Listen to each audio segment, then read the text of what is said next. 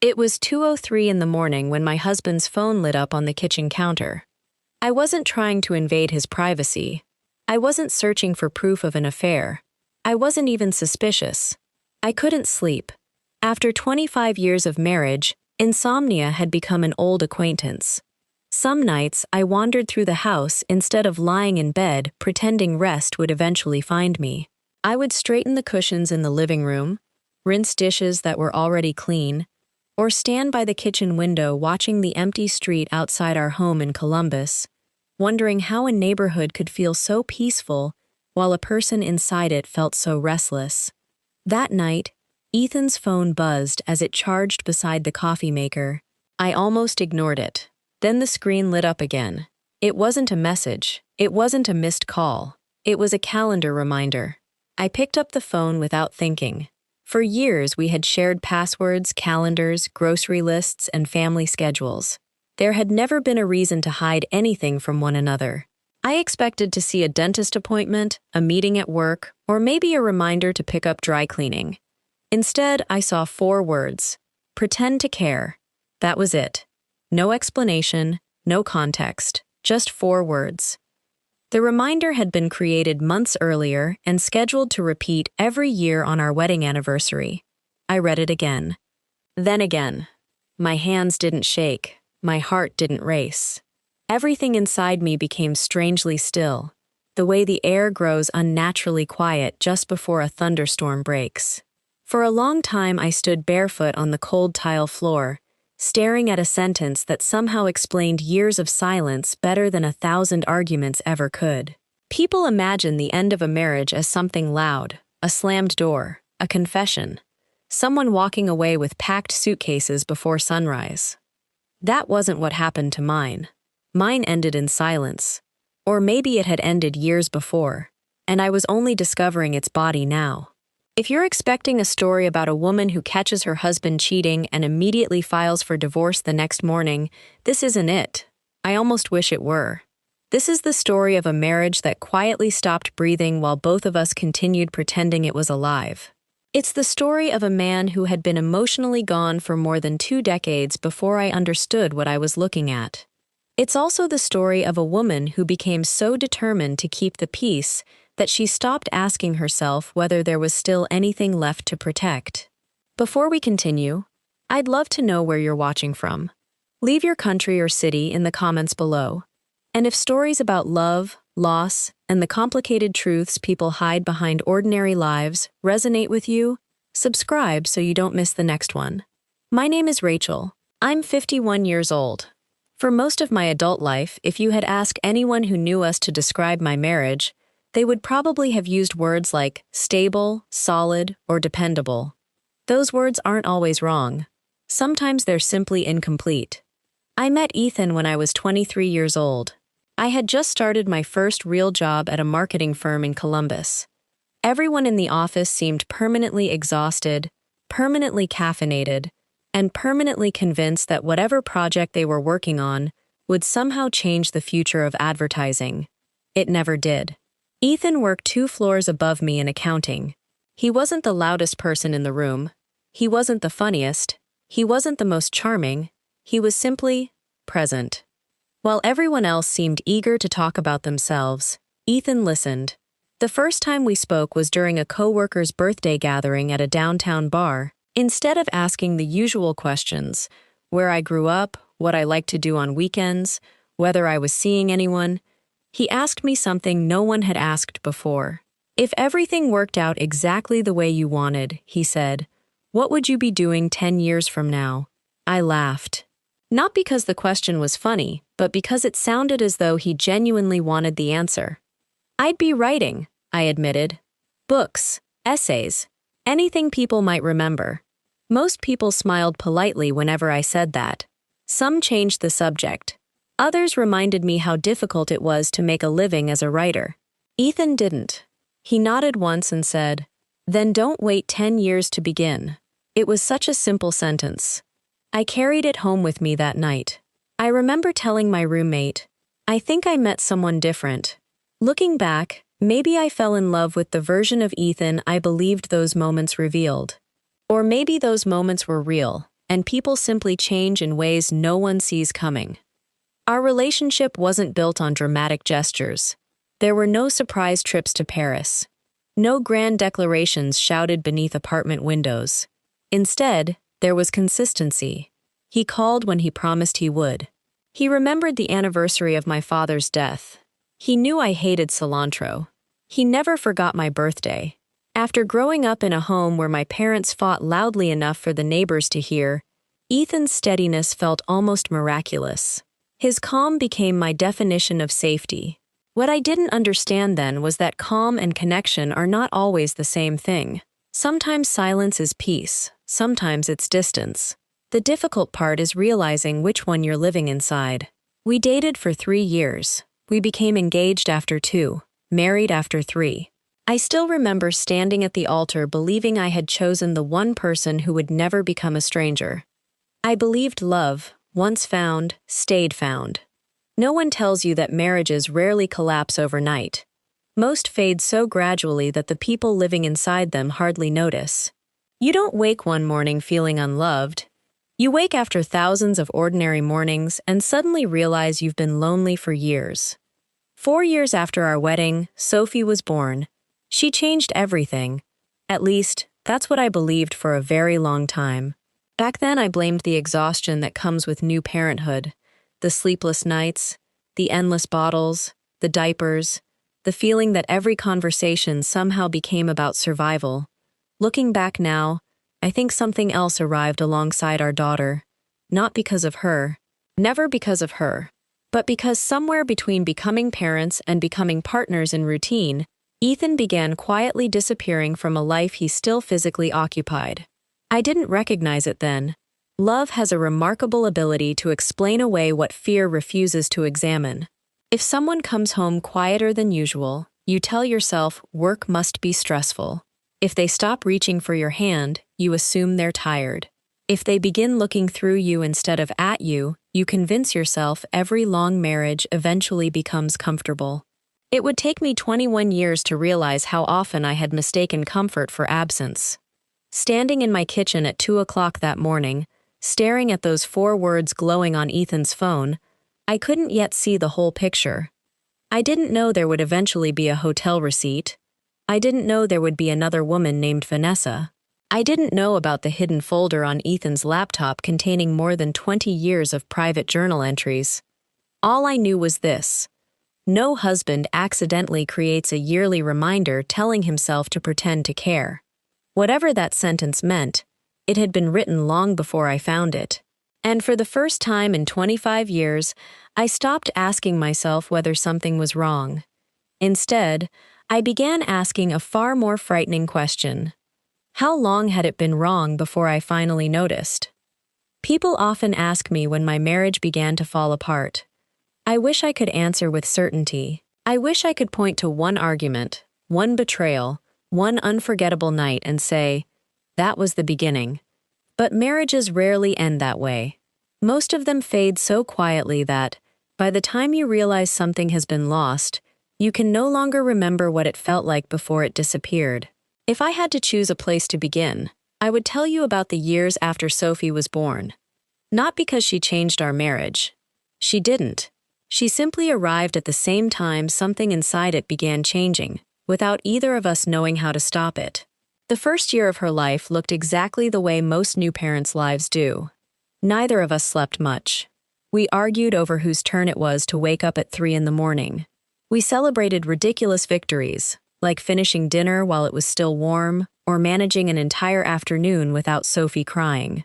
Friends laughed and told us every couple went through this. Give it time, they said. You'll find your rhythm. I believed them, because I wanted to. Looking back, I realized there were 2 different kinds of exhaustion living in our house. Mine disappeared whenever Sophie smiled. His didn't. About a year after Sophie was born, I noticed Ethan becoming quieter. Not dramatically, not overnight. He still came home every evening. He still kissed me when he walked through the door.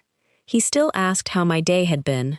But the man who once lingered in conversations now seemed eager to finish them. One evening, while I washed bottles at the kitchen sink, I looked over my shoulder and asked, "Are you okay?" He looked up from the bills spread across the table and smiled. "I'm just tired." "You sure?" He nodded. Still adjusting. It sounded reasonable. We were both adjusting, so I accepted the answer. Years later, I would replay that moment more times than I could count. Sometimes I wondered whether that had been the first time Ethan quietly asked for help without actually asking. Other times I wondered whether it had been the first moment I accepted an explanation simply because the truth might have frightened me more. Life kept moving. Sophie grew into the kind of child who found wonder in ordinary things. She collected smooth stones because she insisted every one of them had its own personality.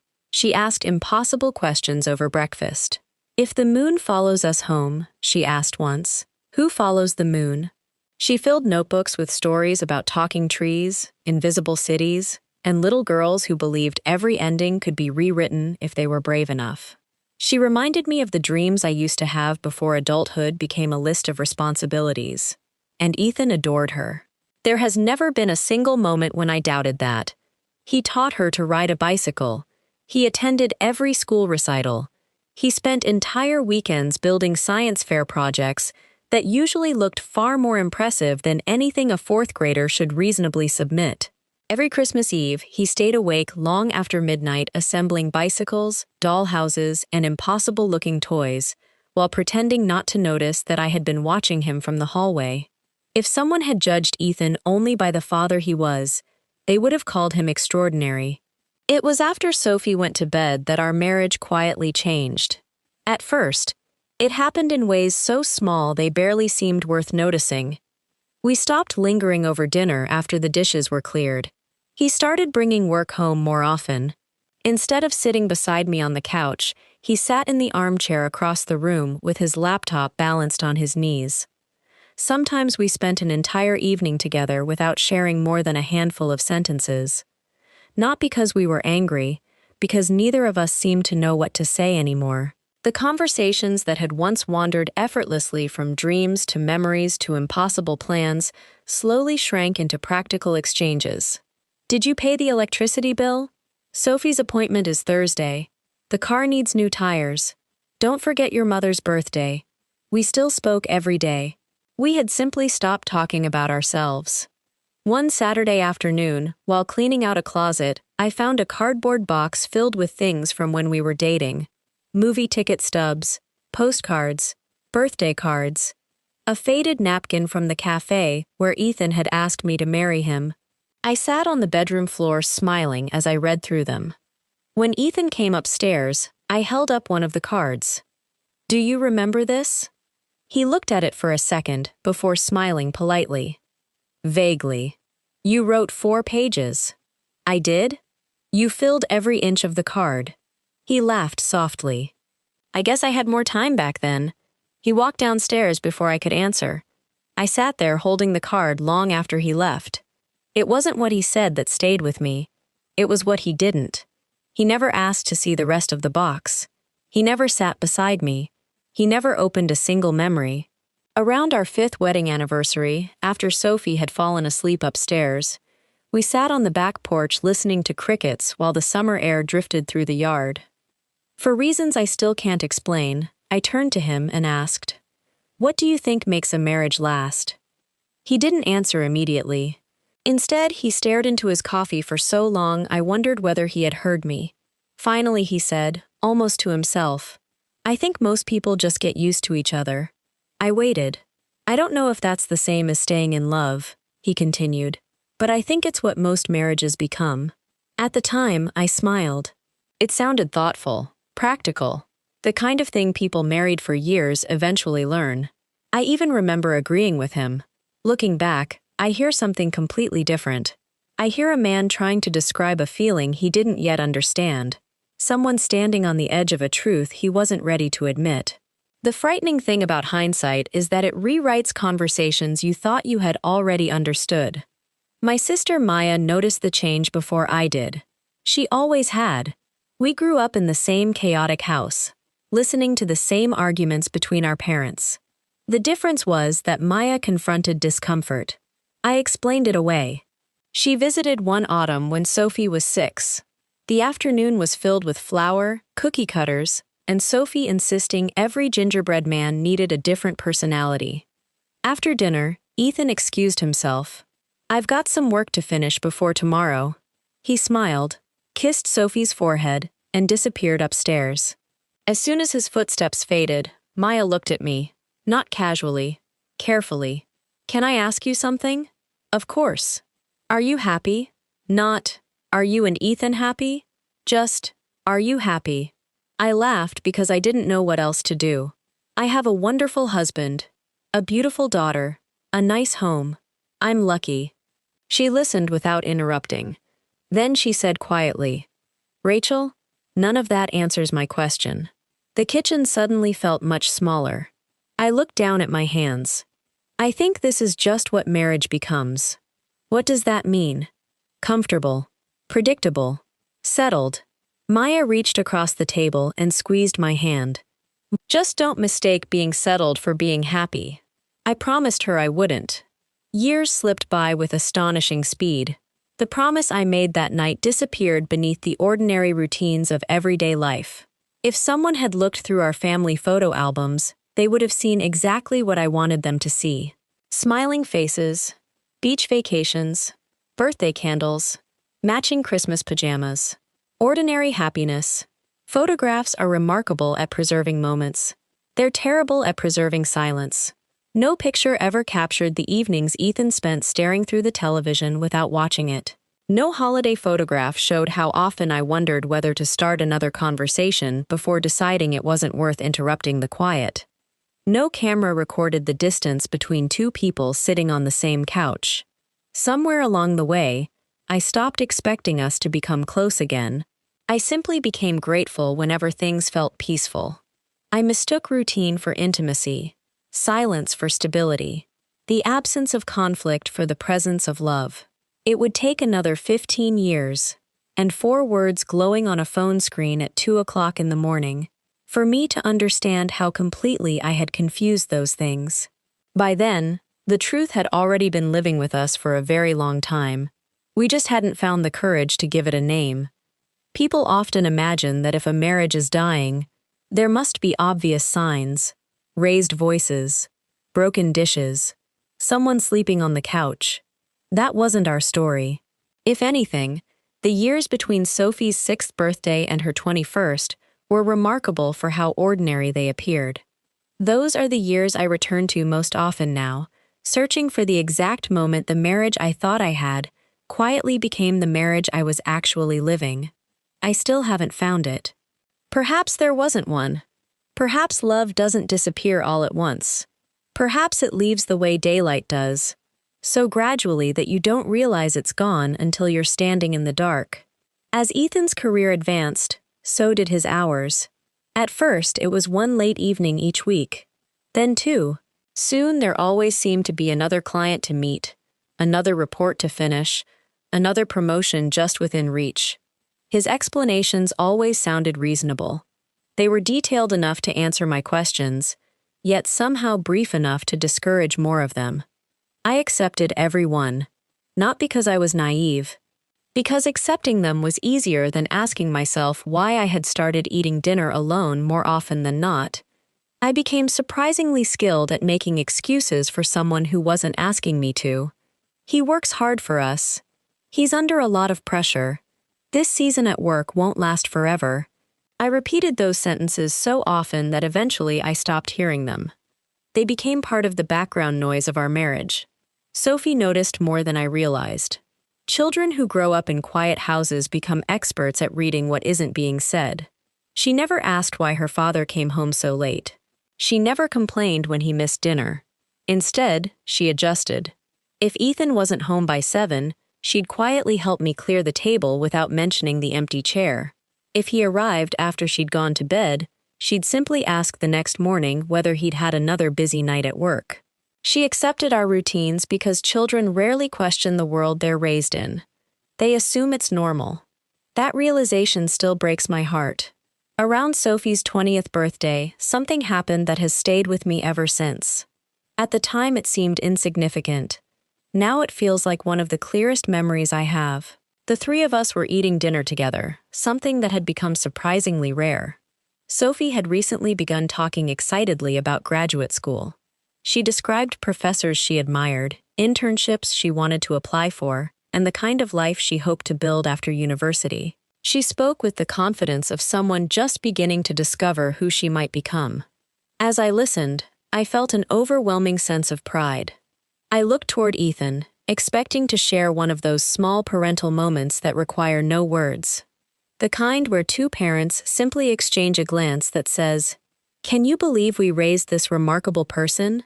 Instead, he wasn't looking at Sophie. He wasn't looking at me. He was staring at his dinner plate, chewing absent-mindedly, his thoughts somewhere I couldn't reach. I waited. Surely he would look up. He didn't. For a brief second, an uncomfortable thought crossed my mind. I couldn't remember the last time Ethan had truly looked at either of us. Not glanced. Not acknowledged. Looked. The way people look at something they are afraid of losing. The thought frightened me enough that I immediately buried it beneath more practical explanations. He must have had a difficult day. He was probably exhausted. Maybe he hadn't even realized Sophie was speaking. It's astonishing how quickly the mind rushes to protect itself from conclusions the heart isn't ready to accept. That dinner ended the way so many of our evenings did. Sophie carried her dishes to the sink. I loaded the dishwasher. Ethan answered a few work emails before saying he needed to prepare for an early meeting the next morning. Nothing dramatic happened.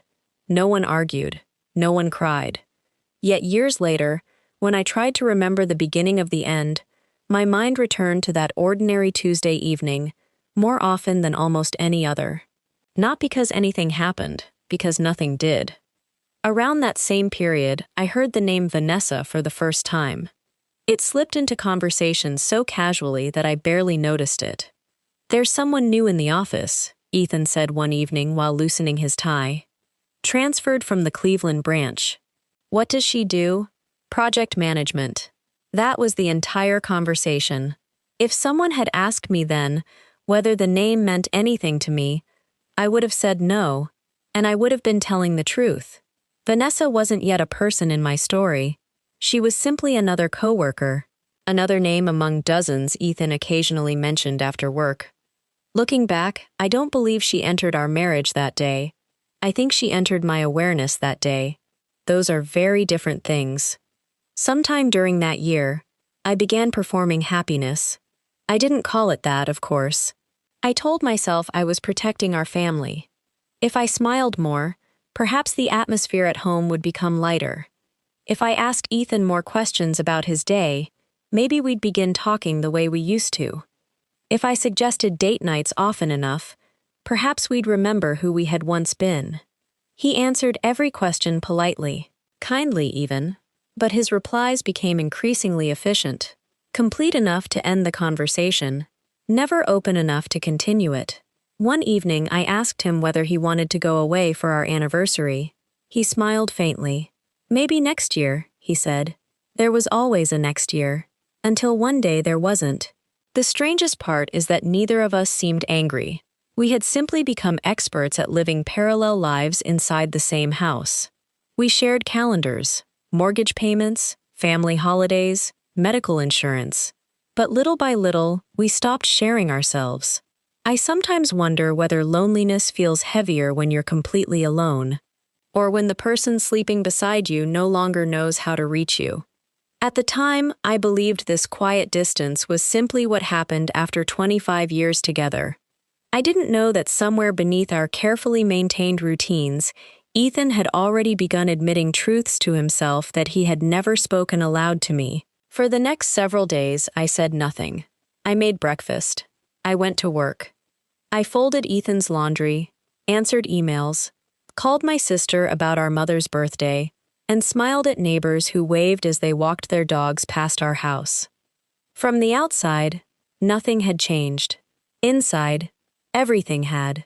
The words on Ethan's phone followed me everywhere. I replayed them while driving to work, while standing in line at the grocery store, while brushing my teeth before bed. I searched for innocent explanations, inventing possibilities that grew less convincing every time I repeated them. Maybe it was a joke. Maybe he had copied it from a book. Maybe it was a reminder about work. But every explanation collapsed under the same question. Why would anyone schedule those words to appear every year on their wedding anniversary? The reminder didn't tell me there was another woman. It told me something far more unsettling. It told me that, at some point, my husband had believed he needed to remind himself to perform feelings he no longer possessed. That realization changed the way I looked at everything. I began noticing small details that had always been there, but had never seemed important. Ethan smiled with his mouth more often than with his eyes. He thanked me for dinner without tasting half of it. When we watched television together, he kept one eye on his phone. None of these things proved anything. Individually, they were ordinary. Together, they painted a picture I had spent years refusing to see. I didn't become suspicious in the dramatic sense. I became observant. There is a difference. Suspicion searches for evidence. Observation simply stops looking away. About 2 weeks after I found the reminder, Ethan came home later than usual. He apologized before I could ask where he had been. "A client meeting ran long," he said, hanging his jacket by the door. "Sorry." I nodded. For the first time in our marriage, I realized I wasn't listening to his explanation. I was listening to myself. Did I believe him? The answer arrived before I could stop it. I didn't know. That frightened me more than anything else. A few days later, he mentioned Vanessa again. It was almost laughably ordinary. "Vanessa caught a mistake in one of the reports today," he said while pouring himself coffee. "It saved us from sending the wrong numbers to a client." I looked at him carefully. His voice sounded normal. His expression didn't change. Nothing about the conversation suggested an affair. Yet I noticed something I had never paid attention to before. He spoke her name easily, comfortably, the way people say the names of those who have quietly become part of their daily lives. I hated myself for noticing, not because it was wrong, because it meant I had started measuring my husband's words instead of simply hearing them. The confirmation came on an ordinary Saturday. I was gathering clothes to take to the dry cleaner while Ethan mowed the lawn outside.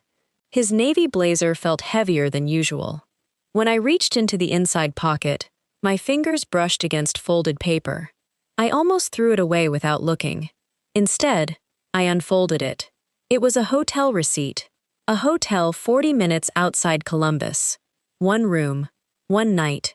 The date stopped me cold. I remembered that evening clearly. Ethan had called just after 6 to say he would be staying late at the office to finish a quarterly report. I had eaten dinner with Sophie alone.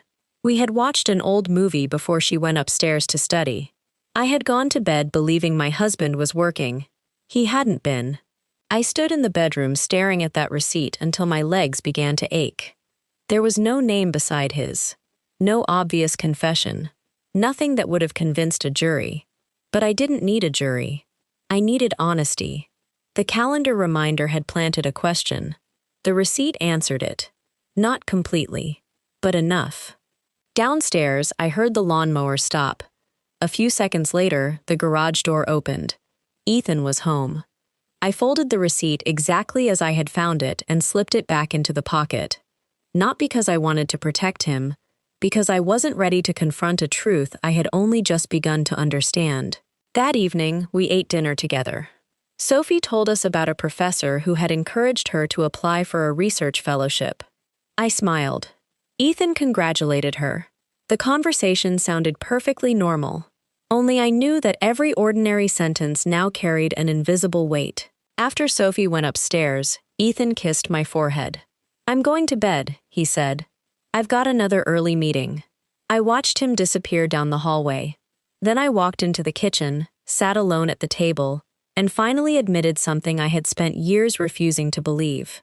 The affair wasn't what hurt most. Not yet. What hurt most was realizing that the calendar reminder had been telling the truth. The hotel receipt hadn't destroyed my marriage. It had simply confirmed that I had been mourning it long before I knew why. I didn't confront Ethan that night. I didn't tell Maya. I didn't call a lawyer. Instead, I made a decision that would change everything.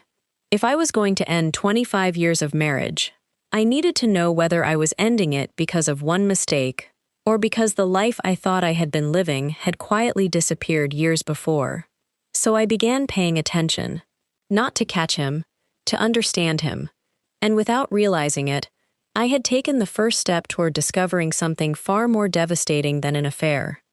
For nearly 3 weeks, I lived 2 separate lives.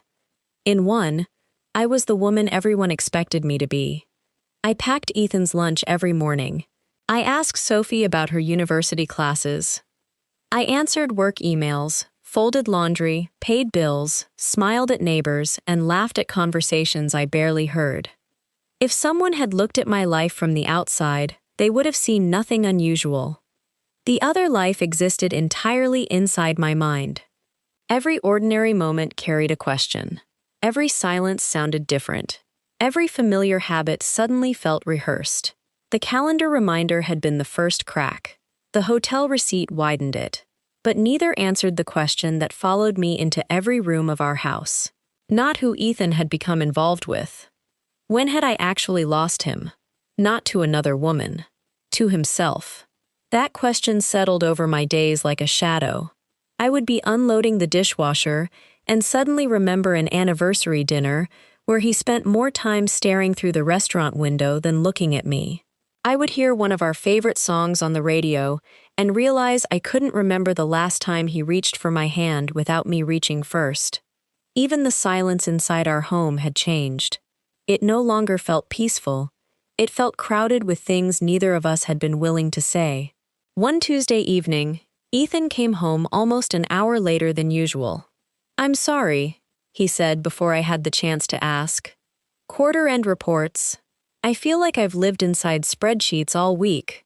I smiled automatically. "I made chicken. Thanks." That was the entire conversation. 25 years of marriage, and somehow we had become experts at speaking without saying anything that mattered. Sophie joined us for dinner, talking excitedly about one of her university projects. She laughed as she described a professor who somehow managed to make every lecture sound like a courtroom cross-examination. I laughed. Ethan laughed too. If anyone had been watching us through the dining room window, they would have seen a happy family sharing an ordinary meal. But I noticed something I wasn't sure I would have noticed a month earlier. Every time Sophie spoke directly to him, Ethan smiled. Every time she looked away, the smile disappeared. Not because he was unhappy, because he seemed absent. As though part of him had quietly left the room before the rest of him ever stood up. After dinner, Sophie carried her dishes into the kitchen before heading upstairs to study. Ethan picked up his laptop. "I've got one more thing to finish," he said. "I won't be long." I watched him disappear into the study. Those 4 words stayed with me. I won't be long. I had heard them hundreds of times. Sometimes they meant 20 minutes. Sometimes an hour. Sometimes they meant I would fall asleep before he came to bed. I settled onto the sofa with a novel I had been pretending to read for nearly a week. I turned 3 pages. I couldn't remember a single sentence. Then Ethan's phone rang. He had left it charging beside the lamp. The screen lit up with the name of someone from work. Almost without thinking, I picked it up. The ringing stopped before I answered. A voicemail notification appeared. A moment later, Ethan walked back into the room. "Was that my phone?" "It stopped ringing." He nodded. "Probably work." He reached for the phone. Just before slipping it into his pocket, I saw something flicker across his face. Not panic, not guilt. Recognition. As though he had suddenly remembered that I might actually look. For years, he had lived with the quiet certainty that I never would. That tiny expression stayed with me long after he returned to the study. The following afternoon, I made him a cup of coffee. It was a habit so ordinary neither of us thought about it anymore. His study door stood half open. "Ethan?" No answer. The faint sound of running water drifted up from downstairs. He must have stepped away. I walked inside and placed the mug beside his laptop. That was when I saw it. A folder sat alone on the desktop. There was nothing unusual about a folder, except for its name, Rachel. For several long seconds, I simply stared at it. "Insurance papers," I told myself. tax records, retirement plans, medical documents, something practical, something boring, something that would make me feel ridiculous for imagining anything else. My hand hovered over the trackpad. One click, that was all it would take. Instead, I pulled my hand away. Not because I wasn't curious, because I was afraid. Afraid that whatever waited inside would divide my life into two parts. I left the coffee exactly where I had placed it. Then I walked out. That night, I barely slept. Every time I closed my eyes, I saw that single word staring back at me. Rachel. Why would he keep a folder with my name on it?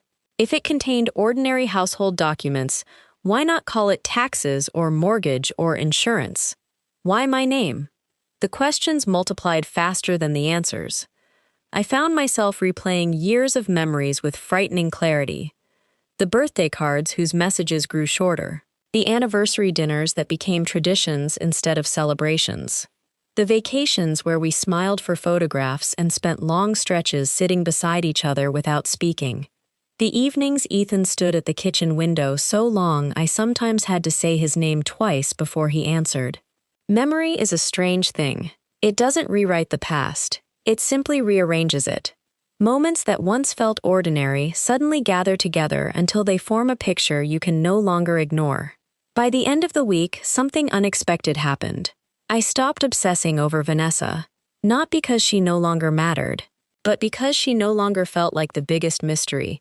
The real mystery was the man I had shared my life with for 25 years. Who had he quietly become while I was busy believing we were simply growing older together? And perhaps an even more frightening question waited beside it. Who had I become? One night, long after midnight, I lay awake listening to Ethan breathe beside me. For years, that sound had comforted me. Now it only reminded me how little I truly knew about the person sleeping inches away. I stared into the darkness and made myself a promise. No more guessing. No more hopeful explanations. No more pretending that unanswered questions were somehow easier to live with than difficult truths. The next time I stood alone in that study, I would open the folder. Whatever waited inside, I was finally ready to know. The house was unusually quiet that Thursday afternoon. Ethan had left an hour earlier for what he said was a client meeting across town. Sophie was at the university library preparing for her final exams. For the first time in weeks, I found myself completely alone in a house that suddenly felt much larger than it had the day before. I walked past Ethan's study once, then twice. The third time, I stopped. The door stood open. His laptop rested exactly where it always did, sitting neatly on the corner of his desk, beside a half-empty coffee mug and a stack of carefully organized folders. Sunlight spilled through the window, catching the dust floating lazily through the room. Nothing looked disturbed. Nothing had changed. Except me. I stood in the doorway with one hand resting against the frame, listening to the silence. Part of me wanted to turn around. If I walked away now, I could still live inside uncertainty. I could still tell myself there were explanations I simply hadn't found yet. Once I opened that laptop, there would be no returning to not knowing. For years, I had walked away from moments like this. Away from uncomfortable questions. Away from the quiet voice that whispered something wasn't right. Away from the possibility that the life I believed I had might exist only because neither of us was brave enough to admit it had already changed. Not this time. I crossed the room and lowered myself into his chair. My hands were trembling. The laptop woke with a gentle tap on the keyboard. There it was, the folder. For over 20 minutes, I simply stared at my own name. My finger hovered over the trackpad. Then I clicked. The folder opened. I stopped breathing. Inside weren't financial records. There weren't scanned documents or household files. There were dozens of documents. Each one dated. Each one titled only with a month and a year. The earliest entry had been written only a few months after Sophie was born. The most recent one was dated 3 weeks earlier. My throat tightened. This wasn't a folder. It was a timeline. 21 years of it. I opened the first document. There was no title, no explanation, only words. Sophie fell asleep on my chest tonight. Rachel smiled at me the way she used to when we were dating, and I smiled back because she deserved that much. The frightening part is that I felt almost nothing while she looked at me. I don't know when that started happening. I stopped reading. Not because the words were cruel, because they weren't. They sounded frightened, confused, like someone trying to describe an illness he couldn't name. I swallowed hard and kept reading. Nothing is wrong with Rachel. She is kind.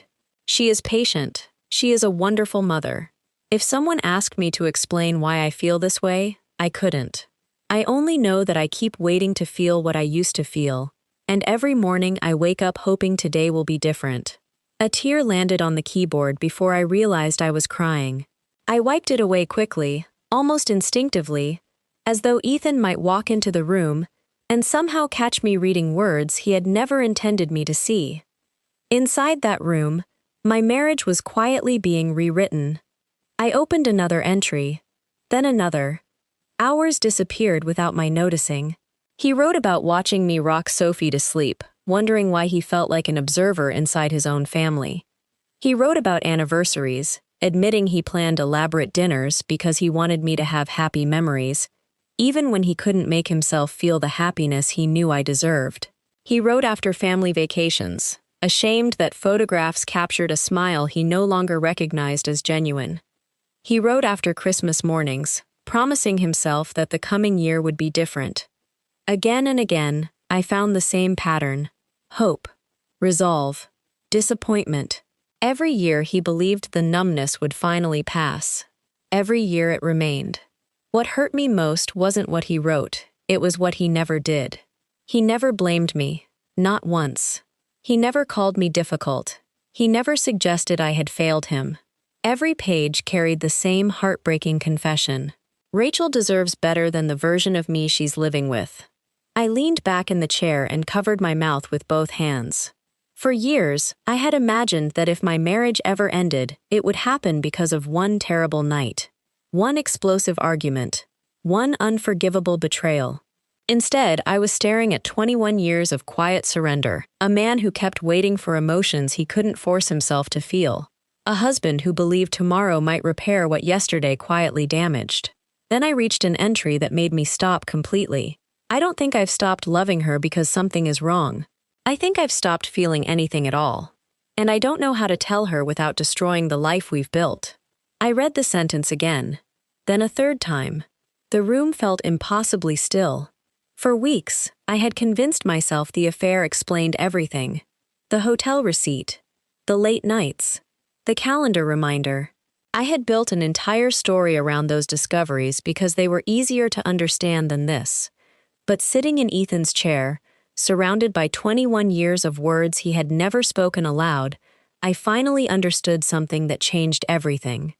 The affair hadn't begun our story. It had entered it near the end. And for the first time since I found those 4 words glowing on his phone, I understood what they really meant. They weren't the words of a man reminding himself to deceive his wife. They were the desperate reminder of a man who had spent 2 decades trying to become the husband he believed I still deserved. I closed the laptop slowly. The study was silent once more. But the silence no longer felt empty. It felt final. I knew, with a certainty that settled deep in my chest, that the conversation Ethan and I were about to have would not be about Vanessa. It would be about the 21 years that came before her. And nothing either of us said after today would ever allow us to return to the life we had been pretending was still intact. The sound of the garage door echoed through the house just after 6 o'clock. I didn't move. The coffee in my mug had gone cold nearly an hour earlier, but my hands were still wrapped around it as though it could steady me. Ethan's laptop sat closed beside me on the kitchen table. Even with the screen shut, it felt as if every word I had read was still filling the room. The front door opened. "I'm home," Ethan called, his voice carrying the same familiar warmth it had carried for years. For a brief, painful moment, I almost answered the way I always had. Instead, I said quietly, "I'm in the kitchen." His footsteps grew louder as he crossed the hallway. He loosened his tie as he walked in, smiling automatically when he saw me. The smile disappeared almost immediately. He looked from my face to the laptop resting on the table. "What happened?" he asked softly. I held his gaze. "I found the hotel receipt weeks ago." His shoulders stiffened. "Today," I continued. I opened the folder. The room fell silent. He didn't ask which folder. He didn't pretend not to understand. He simply closed his eyes for a moment, as though the day he had imagined for years had finally arrived. Slowly, he pulled out the chair across from me and sat down. Neither of us spoke. Finally, he broke the silence.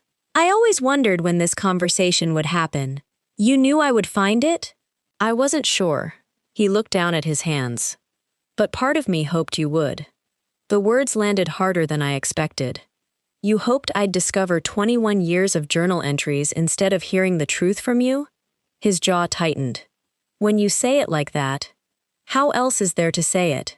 The question hung between us. For years we had protected each other with silence. Now silence had nowhere left to hide. I gently pushed the laptop toward him. "Why?" He stared at the closed computer, but didn't touch it. "I don't know if I have an answer that will make sense." "Try." He drew in a long breath. "When Sophie was born, something changed." I shook my head immediately. "Don't." "I'm not blaming her. I know." My voice trembled despite my effort to steady it. "But don't let me spend the rest of my life wondering if our daughter caused this." His eyes met mine. For the first time in years, I felt like he was truly looking at me. "She didn't." His voice was firm. "Never, Sophie." "Then what happened?" He looked exhausted. "I wish I knew." He rubbed both hands across his face before speaking again. I kept waiting for the feeling to come back. "What feeling?" "The certainty." He paused. "The excitement." Another pause. "The connection." Each word seemed to cost him something. I loved our family. I loved watching Sophie grow up. I loved the life we built. His voice cracked. But somewhere along the way, I stopped feeling like I was living inside it. I stared at him. "I read every journal." He nodded. "I know. You wrote that you felt almost nothing. I wrote what I couldn't bring myself to say. You had 21 years to say it." His eyes filled. "I know." The words came out as little more than a whisper. "I'm sorry." It wasn't a dramatic apology. There were no excuses, no attempt to defend himself. "I'm sorry," he repeated. "Not because you found out. Because every year I told myself I'd finally tell you the truth. And every year I chose another year instead." For a long moment, neither of us spoke. Then he continued. "At first I thought it was stress. I blamed work. Then I blamed exhaustion. Then I convinced myself it was depression. I kept believing that if I waited long enough, I'd wake up one morning and everything would feel the way it used to." He looked at me with heartbreaking honesty. "It never did. So you stayed." "I stayed. And you let me believe everything was fine." "I wanted it to be." A quiet, disbelieving laugh escaped me. Not because anything was funny. Because I suddenly understood how impossible that sentence was. Wishing isn't the same as telling the truth. No, it isn't. My eyes drifted toward the hallway. Photographs lined the wall. Vacations. Christmas mornings. Sophie's birthdays. 25 years captured inside smiling frames. Were those years a lie? He turned to look at them too. No. His answer came without hesitation. They were real. I loved those moments. I just wasn't honest about what I was becoming. I looked back at him. There was another woman. His shoulders lowered. There was. "Did you love her?" He was quiet for a long time. Finally, he answered. "I cared about her. But she wasn't why I stopped loving you." The words hurt, even though I already knew they were coming. She came into my life after I was already lost. I closed my eyes briefly. For weeks I had hated Vanessa, blamed her, imagined that if she had never existed, my marriage would still be intact. Now I understood something much harder to accept. She hadn't started the story. She had walked into one that had already been unraveling for years. "I saw the calendar reminder," I said. His face changed instantly. "Pretend to care." He nodded slowly. I wondered if you'd seen it. What did it mean? He looked down at the table. It wasn't a reminder to fool you.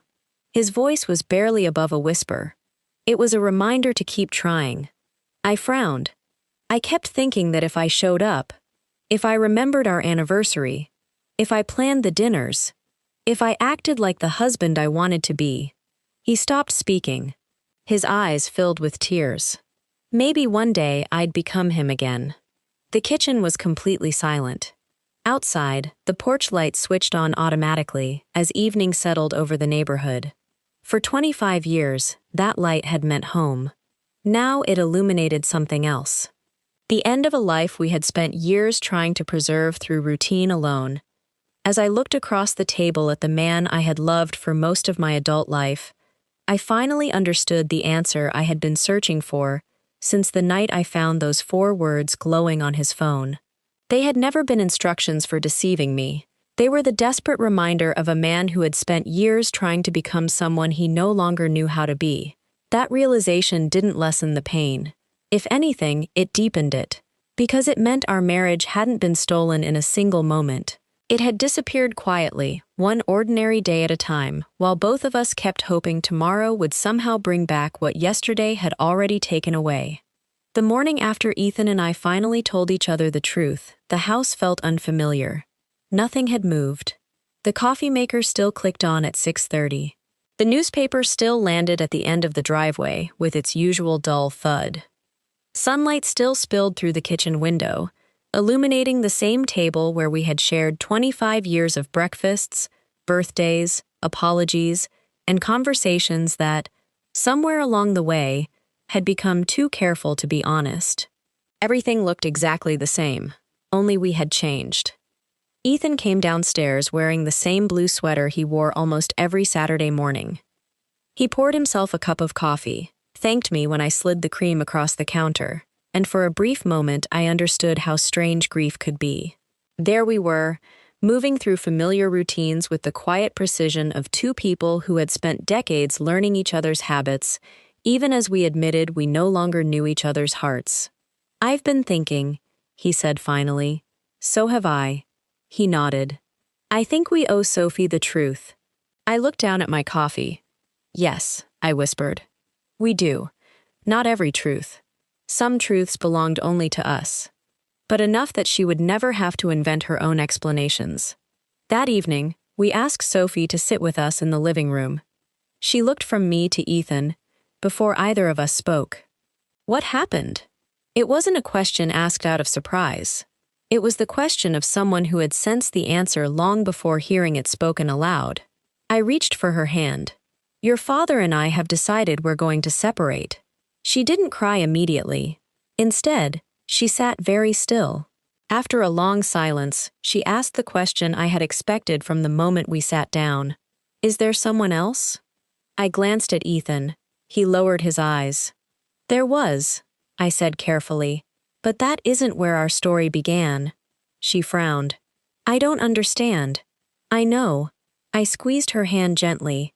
"For a long time, I thought another person was the reason our marriage ended. Now I understand she was only part of a much bigger story. Your father and I stopped talking honestly to each other years before either of us admitted it." Sophie looked at us for a long moment. Then she asked something neither of us expected. "Were you ever happy?" The question hung in the room. I smiled through tears. "Oh, sweetheart, yes. So very happy. And that's what makes saying goodbye so difficult. Because if there had never been love, leaving would have been easy. It was the memory of that love that made letting go hurt." The weeks that followed were filled with practical decisions. Lawyers, paperwork, bank accounts, furniture, boxes. People imagine divorce as one dramatic moment. In reality, it is often hundreds of ordinary decisions that slowly separate one shared life into 2 different ones. One afternoon, while sorting through old boxes in the garage, I found a notebook tucked beneath a stack of photo albums. It was mine. The cover was faded, and several pages had curled from years of humidity, but I recognized it immediately. I had started writing in it shortly after Sophie was born. Most of the entries were exactly what I expected. Lists of pediatric appointments, memories of Sophie's first words, notes reminding myself to buy diapers or call my mother. Then, near the back, I found an entry dated almost 21 years earlier. I had no memory of writing it. I sat on the garage floor and began to read. Some nights, I look across the room at Ethan and feel like he's drifting somewhere I can't follow. I keep telling myself it's stress or exhaustion, or simply what happens after becoming parents. But sometimes I wonder if we're both pretending not to notice the same thing, because admitting it would change everything. I read the sentence again, then again, my own handwriting, my own words. 21 years earlier. For the longest time, I had believed I was the only one who had been kept in the dark. Now I understood something far more complicated. I hadn't been blind. I had been afraid. Afraid that if I spoke the truth out loud, I might lose the life I had worked so hard to build. Ethan had buried his fears inside a hidden folder.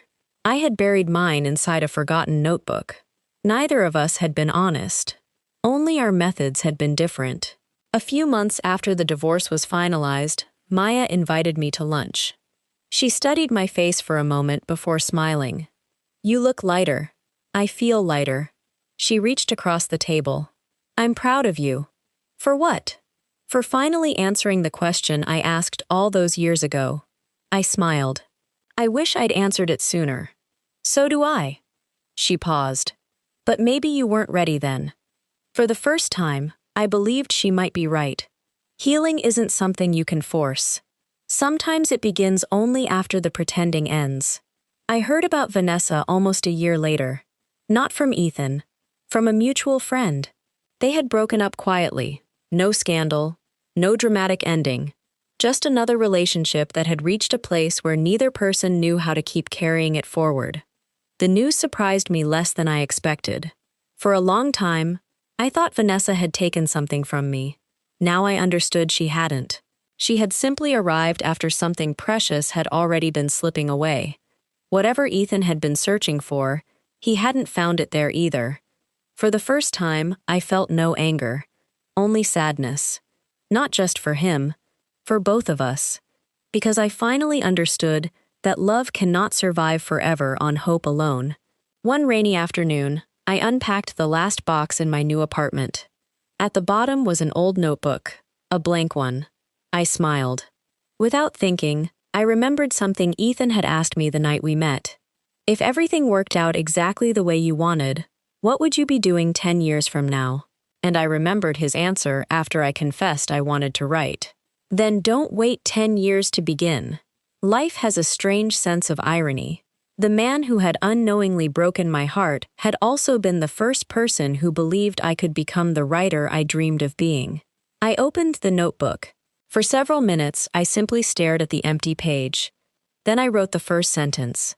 Not because writing could erase the past, not because it would explain everything that had happened, but because, for the first time in a very long time, I was no longer writing to preserve a life that was disappearing.